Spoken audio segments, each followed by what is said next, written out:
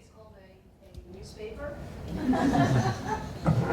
Okay, for those who don't know me, I'd like to introduce myself just a bit more specific about general semantics. My father used to teach general semantics in France and Europe, and it's my grandfather who introduced him to general semantics. And I try to keep on, but you also have to make a living, and so that's why I went to real estate, and I try to apply general semantics in my day-to-day life. How do you change shifts? Yeah, sorry. Thank you. Okay, so the title is Media Tyranny in France. I would like to leave my topic to this. And actually, this is it's a title of a book that was written by Jean-Yves Le Gallou. It's recently published in Paris, and it was very interesting for me for a couple of reasons. The first one is that I met this man a couple of years ago in where I worked in the regional council for the Île-de-France region. This man is graduated from ENA in 1974. ENA is the place where politicians and people who work in the French administration, the top levels are formed. He's also a general inspector of French administration, former professor of science, political science. He had several political mandates, and he has written an 11-page article in La Nouvelle École Review in the 70s, which is a fair account, an interesting account of general semantics. Actually, I met him before I knew that, but the reason why I was interested in the guy because I thought he had interesting thoughts, and something reminded me of general semantics. And later on, when we met at the conference, we talked, and I talked about general semantics, and hey, I wrote an article, he sent it over to me. And last summer, I found in my father's papers the original article that he sent. So it's kind of a time-binding story. And actually, he became interested in communication, journalism, and he wrote a couple of articles in this book, which is a critique of the media system and what we read and heard in France in the media. Oh, so that's why I think it's interesting. He gives an original account of what's going on. The account is original thanks to his personality, formulation, and understanding, and I think it's due to general semantics. Even if some journalists will agree, none will be able to openly give this account for fear of being rejected or blamed. So what I suppose is that a lot of journalists a lot of people who work in the media industry will agree, but they won't say it because they will be cast out and it won't be possible for them to work. At the same time, there's clearly a move and a need in France for alternative media and alternative source of information, and I think it's coming at a time where at least an elite is starting to think of the journalism and the media source differently, and then I'm going to explain why. Okay, this is a presentation of the main newspapers that we have. You have the Figaro, which is more like the right-wing, center-right-wing newspaper. You have Le Monde, which used to be more like international. It used to deal with international issues. It's something you will read if you're interested in politics and international politics. And you have the Libération. I chose the Paul Newman issue because I like this actor. So, and by the way, it was Jewish that I learned a couple of years ago. Well, for the folks here, because Liberation is more like a really socialist newspaper. It went famous in the 60s, during May 1968, the 70s, and now it's changing. I mean, yes, this is the reason why I put up circulation numbers. It gives you an idea of how many readers each newspaper has. Le Monde is now 300,000, Figaro 30, 20, 25, Libération, it's 111, but now it's probably 100,000, which is ridiculous. compared to previous year, and it's going down and down and down. There's one other newspaper that's interesting, is Le Canard Enchaîné. It's more like gossiping. If you want to learn what's going on between politicians and it's off kind of information, scandals, you read Canard Enchaîné. That's the first way of reading it. The second way of reading Canard Enchaîné is who wants a scandal to happen. Because sometimes I read it every week, and sometimes I know some history have inside information, I will say. I know that it's twisted, so it's interesting to know who wants a scandal or this story to appear in the Canard Enchaîné. But the very important thing about Canard Enchaîné is that it's not dependent on advertisements, resources, revenue. It's self-sustained. And the circulation number is 500,000. So it gives you an idea of who's leading the newspaper industry. Self-feeding media, you probably know this circle. A newspaper releases an article about a topic, and then it's radio that picks up on what's been written on the newspaper, and then it's TV. And actually, the newspaper takes from AFP with Agence Française de Presse, then it gets the radio, the TV, on and on and on. It's a self-feeding circle, and at the end, you wonder where the first piece of information came from. And actually, I try to remember that every time I heard of a news story, be it newspaper or TV. Okay, that's the newspaper ownership, and that has been changed through the last decade. Figaro is owned by Dassault, which is a military supply company. Le Monde is Mathieu Pigasse, Pierre Berger, Xavier Nerle. Mathieu Pigasse is a Lazare bank. Xavier Nerle made a fortune out of the porn industry video, and then he moved on into telecommunication.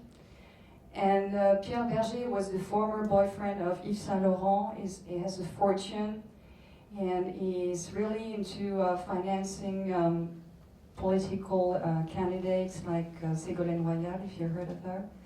And he also is into the gay rights movements, etc. I'm going to talk about him later on because it's very important to know. Libération is Rothschild. Canard Enchaîné is Canard Enchaîné. Actually, it's only male journalists who owns their own newspaper. There's no female journalist, which is a kind of joke in France, but. So actually, most TV, radio stations, magazines, newspaper are owned by big corporations which have links with large banks. The same thing goes for information surveying companies. Actually, the surveying companies like IFOP, Ipsos, etc., which analyze the media environment, are also owned by the peoples who own the press. So it's again a circle. Okay, that's more about the economics underlying the newspaper and radio industry. Media needs advertisement revenues to operate. Corporations want their advertisement to get positive attention, which means negative articles are detrimental to advertisement revenues. Journalists no longer have the social and financial status that allow them to remain independent. It used to be a time where you couldn't touch a journalist. If he wasn't agreeing with what the owner of the newspaper wanted to be seen in print, he could stand and say, no, I stand up for my article. Now it's practically infeasible. The only one that still has this kind of status is Éric Zemmour, whom I'm going to talk about a little later on. Communication and storytelling become the new norm, making newspaper less and less interesting as they're embedded with the same orthodoxy. And conclusion, media become more and more dependent on external financing from banks and corporations whose agenda is not necessarily information orientated.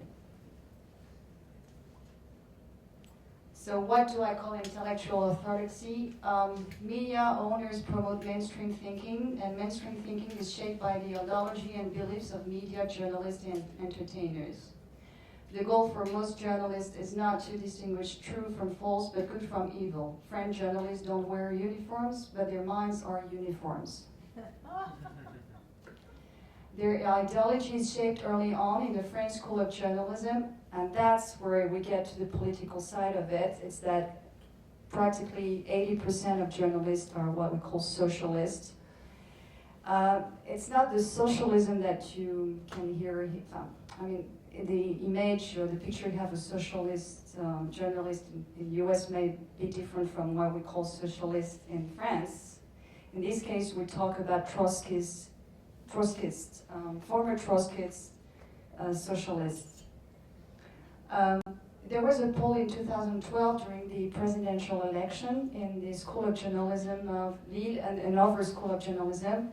And it turned out that 80% of students voted for the left and extreme left presidential candidates and none for the right. Well, actually, it was more a 50-50 split nationwide, but in this school, it was more like 90% to 10%, and not, in this case, not even a vote for a center-right candidate. Well, which is normal because when you're young, I mean, we're used to saying when you're young you are generous and you're more leftist, and then this turns out when you get older you change your mind. So, but I was expecting more like a 60-40 rather than 80-20. Actually, as of 1968, a generation of Trotskyists gradually became a powerful group in many layers of French society, especially in the media. When I see I will say it's more like a core rather than a group. It's a network. You can understand at that time, but they're still in place 40 years later, and they haven't been replaced by other kind of people, new ideas. It's the same message over and over again for 40 years. We're getting a bit tired of it. From the late 80s to the early 90s, the media worked to promote the same messages over and over again, which can be summarized as follows: French are archaic and retarded. What I mean by this is that the message where we have to change. Look at the US, look at other countries. Our system is bad and we have to be more flexible, etc. Which for a certain time, people were kind of agreeing with this. Yes, we have to move on, etc. But now it's becoming so intense as a message that we get like our retirement system you have to change, or regional system we have to change. There's so many changes that are wanted in the name of not being archaic anymore that we say, well, it's impossible to change them. Oh yeah, the world is very dangerous. Well, I think it's the same in the US. I mean, there's always so many risks and so bombs and wars, etc. It's horrid. And the last one, which I think is the most important, Europe will protect France if France is no longer independent. What I mean by this is that Europe was sold as a shield, economic shield, a way to build up power if you could unite all the European nations in the name of the German-French alliance after the Second World War. But since last year, it turned out that there's a project of merging France and the US into a big economic and maybe monetary zone. And so all this speech for 20 years that Europe will shield us from the US. Now it's completely reversed, and this is a dramatic change in the message. So it's very difficult for people to understand why Europe was supposed to protect us, and now it's meant for a fusion, a merger with the US. And remember that at the same time, the message were, the US is bad too because it's too liberal and we have to protect ourselves. Kind of schizophrenic message. And so my conclusion for the main messages that were being repeated again and again is that I feel that if you reframe the past, you shape the future of peoples and nations. And then I come to the second part of my presentation. Okay, that's Éric Zemmour from Le Figaro. So it's a very famous journalist, Jewish again? And he says in an article that was released 2 weeks ago, yes, only Trotskyists could grasp, for they only have for long put in action the famous lesson from Gramsci, according to which political successes are prepaid by cultural conquests. France expresses again a former hostility to consumerism, May 68, but no understanding that the libertarian discourse it's forbidden to forbid had brought in market ideology. And last, France is finishing with an historic cycle on which began in 1789 while preparing herself in favor to future confrontations. Alors, the reason why I'm saying this is for the past year, maybe you've heard of this, there will be big demonstration in Paris and for the first time for 40 years in local town and very small towns, etc. every week, every month against gay marriage, which actually was called marriage for all. It wasn't called gay marriage.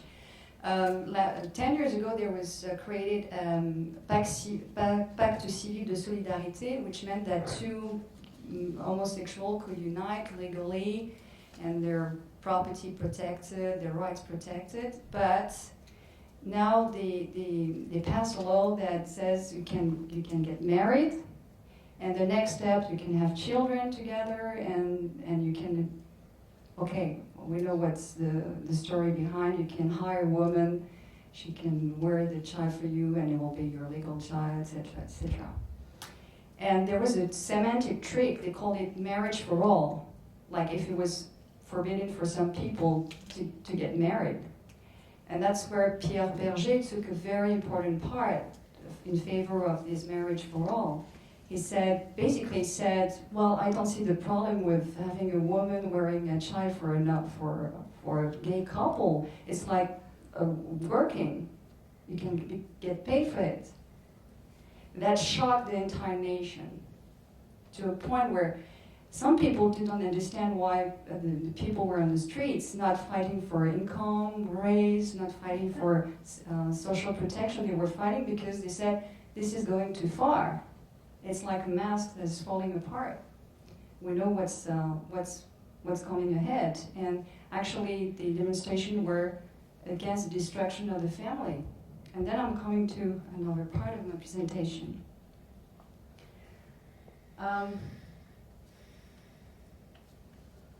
Well, I'm not proud of following the slides, but so there was this demonstration, and there was a lot of fights, emotional fights and words. Oh yeah, you're against marriage for all, which means that you're homophobic, and I mean, it was crazy on TV and everywhere. And then you understand that some rules of the media world. First, the moment only is most important. What counts is now.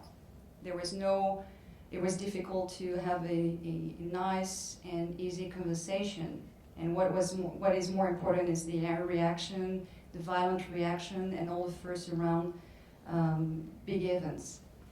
A lot of images, how a picture came from, that was very, very interesting because they show a demonstration of people for marriage for all, but they will hide a picture and video from the other demonstration.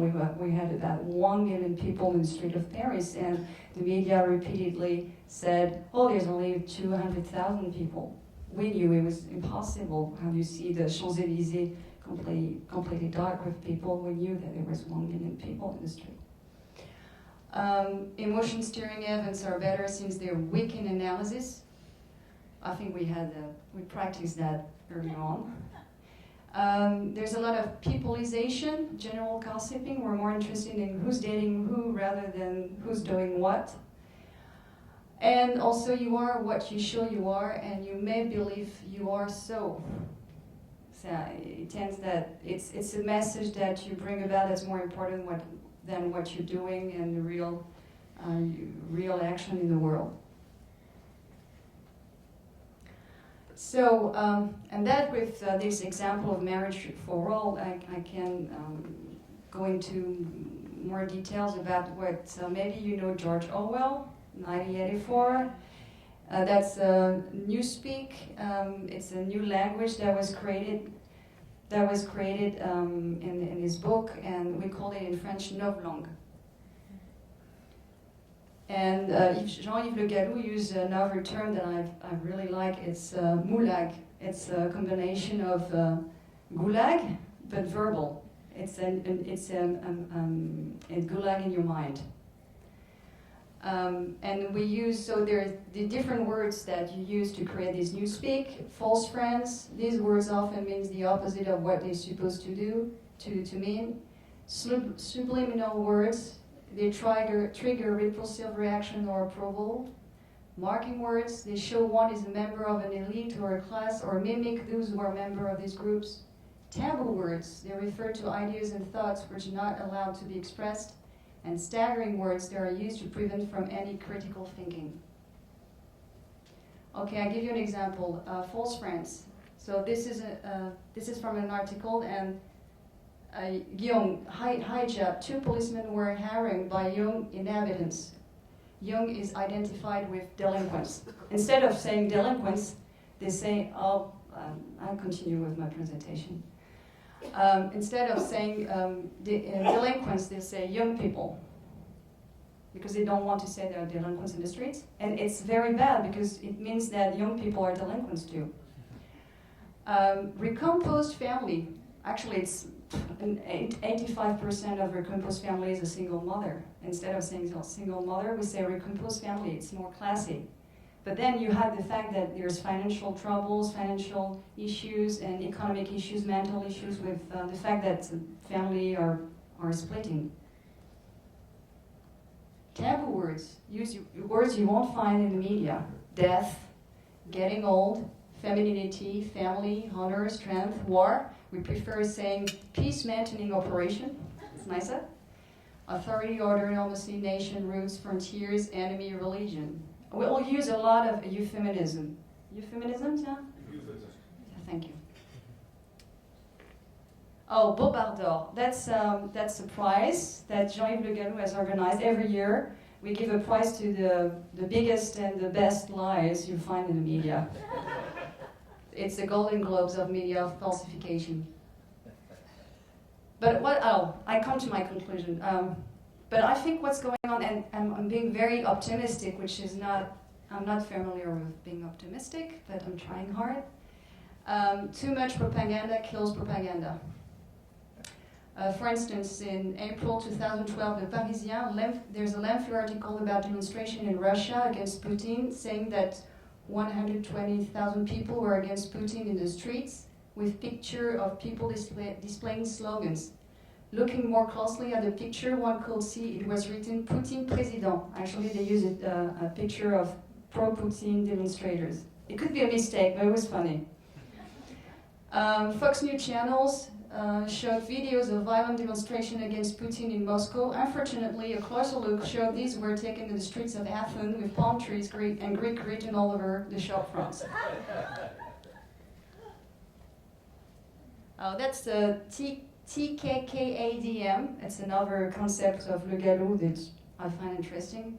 It's how you trigger a war. How do you justify going into a country? I'm not talking about if it's good or bad or true or not. I mean, I'm just saying that there's something about it's the same story all over again. Timisoara.